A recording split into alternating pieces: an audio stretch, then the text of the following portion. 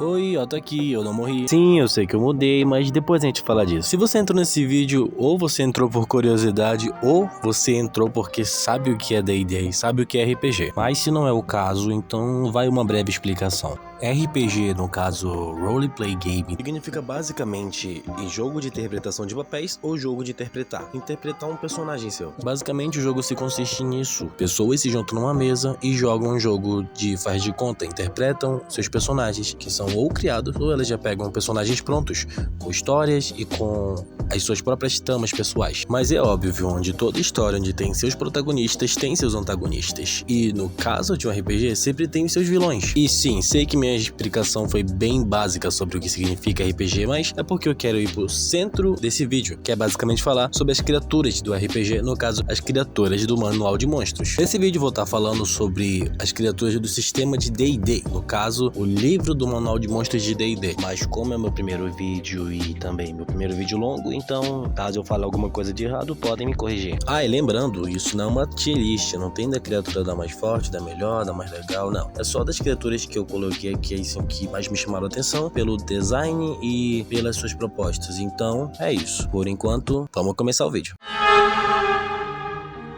Tubarões, o terror dos mares, de acordo com algumas pessoas. O filme do Tubarão foi uma das propostas que literalmente aterrorizou a fama do tubarão, sendo colocado como um caçador, predatório, assassino e que colaborou muito para o terror que ele é conhecido atualmente. O filme do Tubarão não só colocou um terror na mente das pessoas sobre o tubarão, assim como colocou uma geração de filmes ruins de tubarão. Mas o vídeo para falar sobre tubarões vai ser um próximo vídeo. Esse vamos continuar no nosso ponto. A questão é que realmente sim, tubarões são caçadores implacáveis, caçadores natos que literalmente nasceram pra matar e etc. Mas esse medo some quando a gente descobre que eles são criaturas marinhas, obviamente.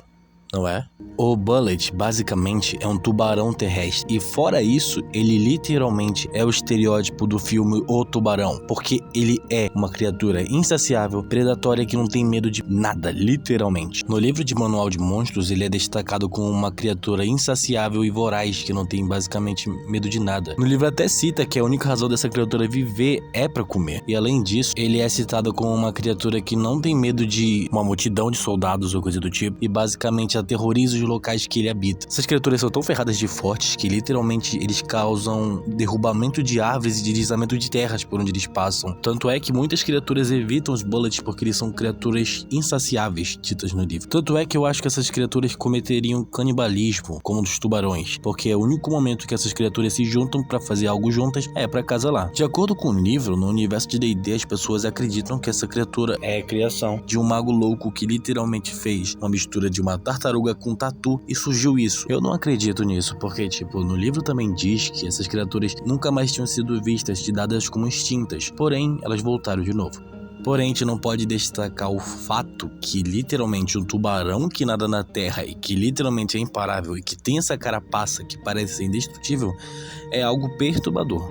Literalmente, você tá numa aventura e encontra com esse tipo de criatura, é literalmente rezar pra não morrer. Tá certo que eu exagerei, você não ia morrer pra ela, mas poderia. Sem contar a força que o livro diz que ele é uma criatura que literalmente consegue arrancar árvores e consegue fazer deslizamento de montanhas. Cara, isso é perturbador. Uma criatura que literalmente dá um salto de cima da terra, que nem os tubarões fazem com as focas, é algo de se falar. A visão de um tubarão que nada na terra pulando em cima de ti não é uma boa visão. Mas há de se destacar que o livro realmente fez uma criatura muito interessante. O tubarão que nada na terra e é imparável é uma criatura que tem que estar nessa lista. Mas a gente tem que falar que literalmente, se ele não fosse um predador, assassino, caçador imparável, ele seria uma criatura muito fofa. Olha essa carinha, é impossível não gostar. Mas eu confesso que se eu tivesse numa sessão e aparecesse esse tipo de criatura, eu ia jogar no Vasco. Mas sim, o Bullet é uma criatura muito interessante. Literalmente um tubarão assassino é uma criatura que literalmente tira a experiência do tubarão que só fica no mar e traz ele pra terra, o que deixa a experiência de uma sessão muito mais interessante.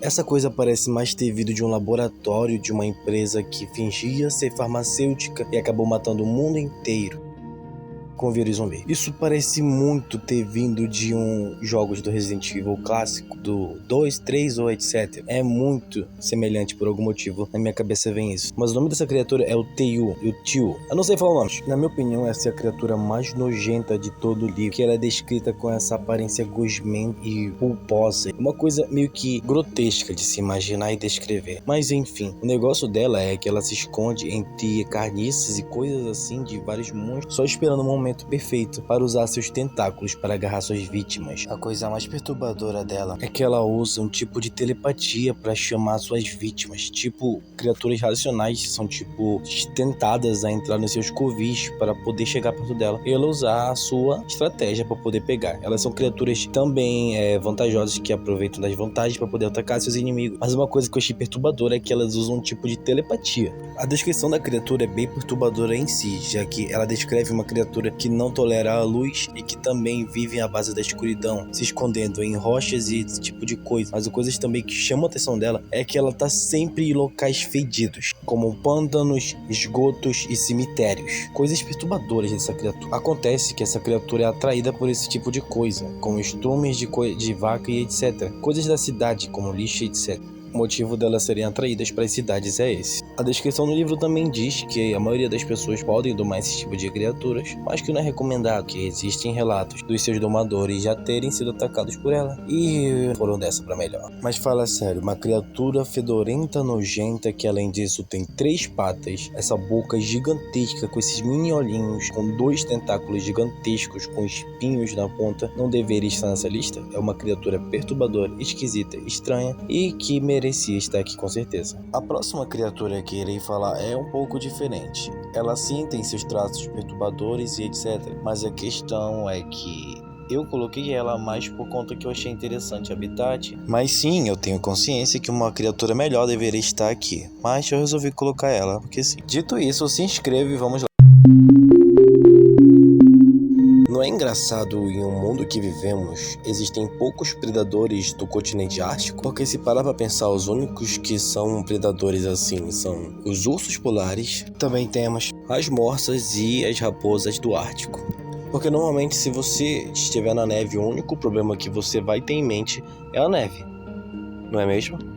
A criatura do livro de D&D, conhecida como Remoarsis, ou Remoarsis, não sei falar esse nome. A criatura tem essa proposta de ser uma mistura de lacraia com essas barbatanas muito semelhantes a najas, que tem essa aparência insetoide que é bem perturbadora e esse tamanho estrondoso, porque essa coisa ela caça ursos polares e alces. E vocês sabem o tamanho de alces, não é?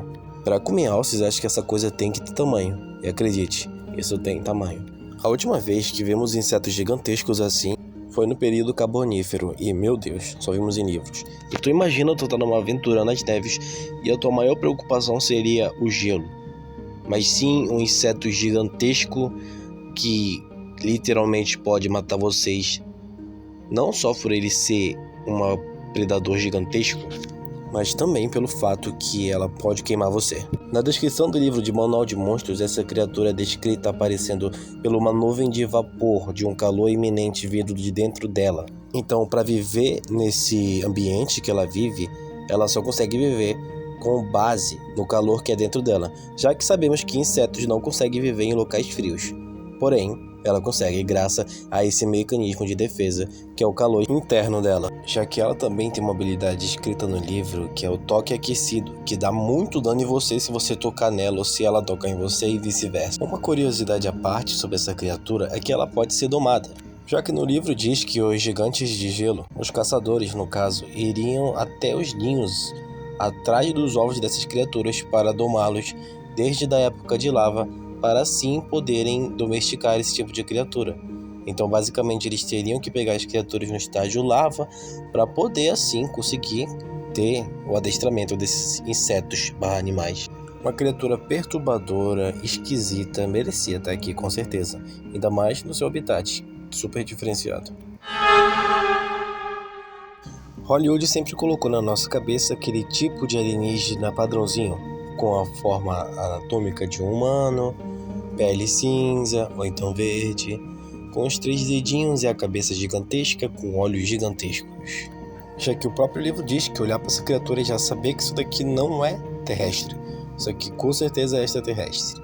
Mas de uma coisa sabemos: essa criatura é uma filha da... O livro descreve essa criatura como uma criatura que flutua e que tem esses vários olhos na cabeça e esse olho central. Os olhos que ficam em cada ponta de um tentáculo e essa boca gigantesca com vários dentes. O nome da criatura é o Observador, e uma das coisas que mais é característica dessa criatura é a sua xenofobia e o seu complexo de superioridade. Essa criatura acha que ele é a raça superior a tudo. A criatura realmente é super forte com esse poder, esse olho central, com a capacidade de transformar os outros em estátuas. Realmente é uma habilidade muito poderosa e, além do mais, ele tem umas 10 habilidades que eu vou citar agora. Além de ele morder, ele consegue também lançar um raio enfeitiçador, um raio paralisante, um raio apavorante, um raio letárgico, um raio enervante, um raio telecinético, raio adormecente, raio petrificante, raio desintegrador e o raio mortal. É muito raio para um olho só.